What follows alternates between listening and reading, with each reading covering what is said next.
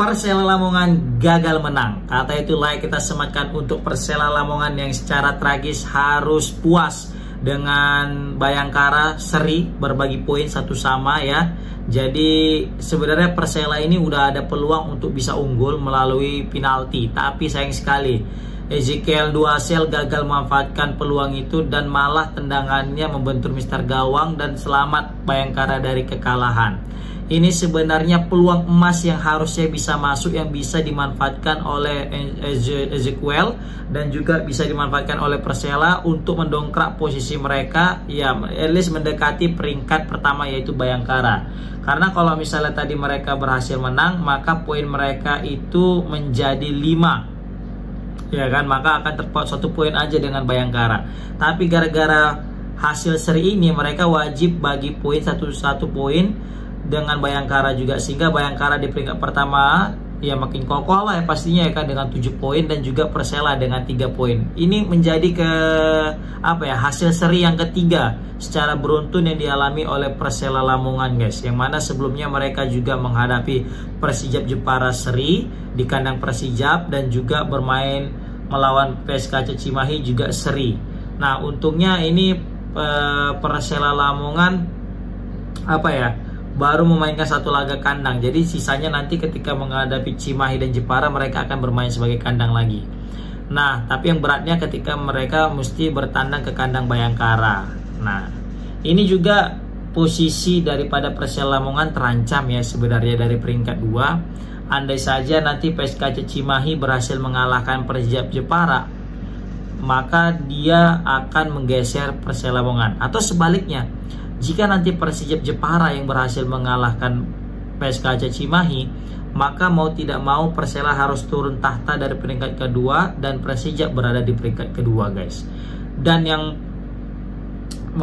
diharapkan daripada Persela Lamongan di sini adalah PSKC Cimahi bermain seri juga dengan Persijap Jepara. Nah, kalau misalnya PSKC dan Persijap mainnya seri, maka yang diuntungkan adalah Persela yang akan tetap berada di peringkat 2 dan poinnya juga terpaut 1 poin saja. Nah, ini menarik kita lihat guys untuk di pertandingan selanjutnya, karena memang jujur di grup di grup 2 ini atau di grup Y ya, satu lagi grup X kan, grup ini lumayan sengit ini perebutan untuk mendapatkan tiket promosi ke Liga 1 guys. Ya, yang jelas kayaknya Bayangkara bisa diprediksi ini kayaknya bakal promosi lagi guys. Kalau di grup seberang itu mungkin PSIM, kalau di grup sini mungkin Bayangkara. Kayaknya nanti final ideal ini kalau nggak Bayangkara ya PSIM ini ketemu. Nah, sama halnya dengan grup di samping antara PSPS, Persiraja dan Deltras, itu juga poinnya sama 3-3-3. Itu lebih seru lagi sebenarnya. Nah, oke, kita bahas lah jalannya pertandingan guys. Di sini sebenarnya Persela itu unggul jauh guys. Kalau dari segi bisa kita bilang ya, dari ball possession itu mereka unggul 60% banding 40 guys. Dan juga untuk tendangan goal attempts gitu, tendangan ke gawang, di situ mereka udah 11 kali nendang guys. 11 kali nendang, sedangkan untuk Bayangkara itu baru 4 kali. Tapi yang menjadi pembeda adalah on targetnya. Di sini on target daripada Persela Lamongan meskipun sudah menendang 11 kali, hanya 2. Jumlah itu sama dengan jumlah yang dilakukan oleh Bayangkara yang hanya 4 kali nendang, tapi juga sama-sama 2 shot on targetnya. Sehingga bisa kita bilang Bayangkara bermain lebih efisien ketimbang anak-anak Lamongan guys. Kemudian dari corner juga 3 banding 1 ya, baru juga shoot off target 9 daripada Persela dan juga Bayangkara cuma 2. Nah, di sini kartu kuning ya cukup banyak ya, ada 5 kali kartu, 2 untuk Persela dan salah satunya kepada Ezekiel, Duasel dan 3 kepada Bayangkara. Di sini bisa kita bilang pengaruh daripada kartu kuning ini besar dalam kegagalan Ezekiel dalam mencetak gol ya. Karena sebelumnya ada pemain Bayangkara seperti mengintervensi daripada Ezekiel dan Ezekiel panas, naik darah, dia dorong kena kartu dan dia nge-shoot. Padahal di situ udah ditenangkan sama kapten. Ditenangkan sama kapten, ayo jangan emosi. Dan itu wajar, yang dilakukan kapten itu bagus sebenarnya. Kenapa? Karena tidak akan baik pemain mengambil tendangan penalti dalam keadaan emosional. Dan terbukti Ezekiel gara-gara emosi dia kurang tenang dalam mengeksekusi bola di titik putih dan terakhir membentur Mister Gawang. Nah, ini kan menjadi kerugian besar tersendiri bagi anak-anak Persela Lamongan dalam misi mencari 3 poin. Padahal di situ supporter sudah mati-matian untuk bersuara, untuk bernyanyi ya kan, demi mencari kemenangan juga gitu, dengan berharap 3 poin. Tetapi apalah daya, hasil seri menjadi hasil yang adil, mengingat pertandingan juga cukup seru, jual beli serangan terjadi ya. Meskipun yang mendominasi itu Persela, tetapi serangan balik yang dilesakkan Bayangkara itu jauh juga lebih berbahaya. Dan terbukti gol semata wayang daripada Bayangkara yang dicetak oleh Dendi Sulistiawan ya, mantan pemain Persela Lamongan, itu juga ngeri guys. Asli umpan daripada Felipe Rian itu gacor banget umpannya.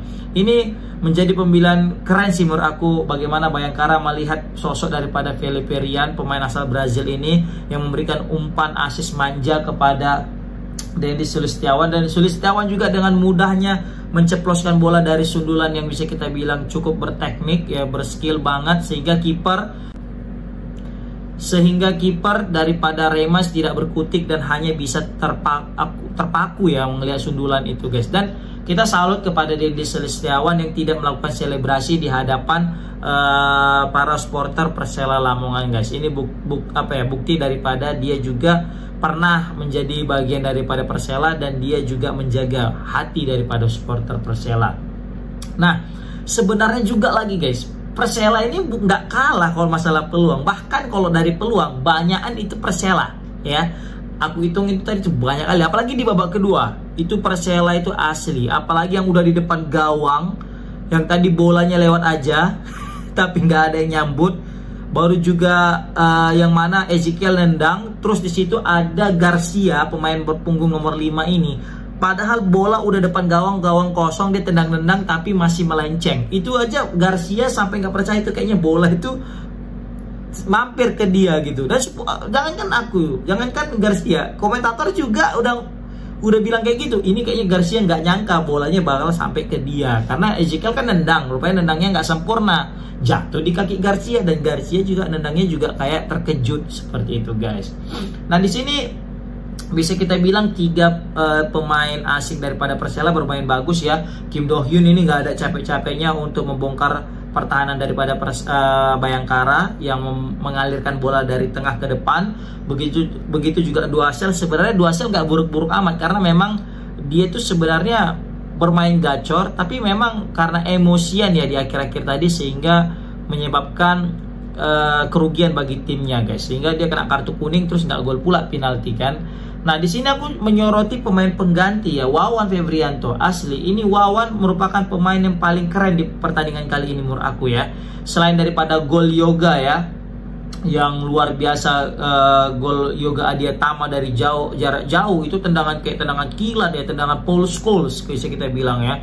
Dia tekuk sekali dan dia shoot. Oh ya, dan itu asisnya dari Duasel ya, pemain asing mereka. Berarti kan Duasel nggak buruk-buruk amat, dia buat asis loh untuk Yoga. Dia buka ruang, dia keep bola itu dari sayap kanan, dia tekuk, dia tengok Yoga kosong, dan Yoga tekuk sekali lagi dan nge-shoot pakai kaki kanan dengan tendangan yang spektakuler, dan Persela berhasil mencetak gol jadi 1-0 kan gitu. Nah, tapi terlepas daripada gol Yoga yang keren itu, tapi Wawan Febrianto asli. Ini sayang sekali pemain ini turun dari babak kedua menggantikan siapa tadi ya? Rivaldi Bowo nggak salah ya, dia gantikan dia. Nah, masuk Wawan Febrianto itu asli, permainan dari sayap kanan itu smooth banget, lancar. Makanya kebanyakan Persela itu nyerang dari sayap kanan. Aku lihat dari Wawan ini, Wawan itu dia first touch-nya, baru juga crossing-nya, passing-nya, true pass-nya itu keren guys, serius. Ini pemain-pemain Liga 1 sih menurut aku dari skill-nya ya. Dan Wawan Febrianto juga yang memberikan umpan manja yang bahkan hampir saja itu bisa terjadi sebuah gol guys. Wawan Febrianto luar biasa. Nah, sedangkan untuk Bayangkara sendiri di pertandingan kali ini mereka cuma mengandalkan 2 pemain asing mereka di babak pertama, yaitu Leo Silva dengan Felipe Rian. Terus masuklah pemain Afghanistan. Ya, ini nggak salah mantan Persikabo ya, yang kemarin di musim di putaran pertama, yaitu Sadat. Nah, Sadat ini kan sebenarnya produktif bermain di Persikabo kemarin kan, sempat cetak 5 gol kalau nggak salah. Nah, tadi itu sayang sekali si Sadat ini kayak terlalu memaksakan diri, sehingga banyak sekali peluang-peluang yang harusnya bisa dia cetak, ya kan? Tapi karena kebanyakan tekukan, kebanyakan kelamaan megang bola, terakhir bola itu berhasil direbut sama back-backnya Persela Lamongan, guys. Kalau dia bisa sabar atau mungkin memberikan umpan atau mungkin lebih cepat untuk mengeksekusi bola, mungkin dia akan mencetak gol di pertandingan kali ini, guys. Seperti itu. Dan juga kita patut apresiasi daripada Awan Seto selaku kiper Bayangkara yang tampil luar biasa. Ya, siapa yang betul-betul menunjukkan kelasnya, dia itu apa ya, bisa kita bilang ya, kiper yang berpengalaman, kiper berkualitas, guys. Mantan pemain timnas juga, ya kan.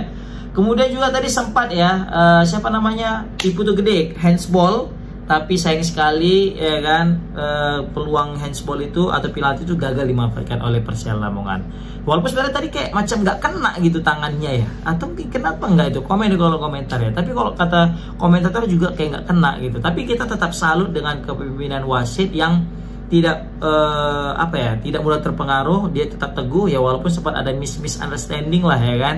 Oke lah, komen di kolom komentar gimana pendapat kalian, guys, tentang hasil seri yang diterima oleh Persela dan makin kokohnya Bayangkara di puncak klasemen. Assalamualaikum warahmatullahi wabarakatuh.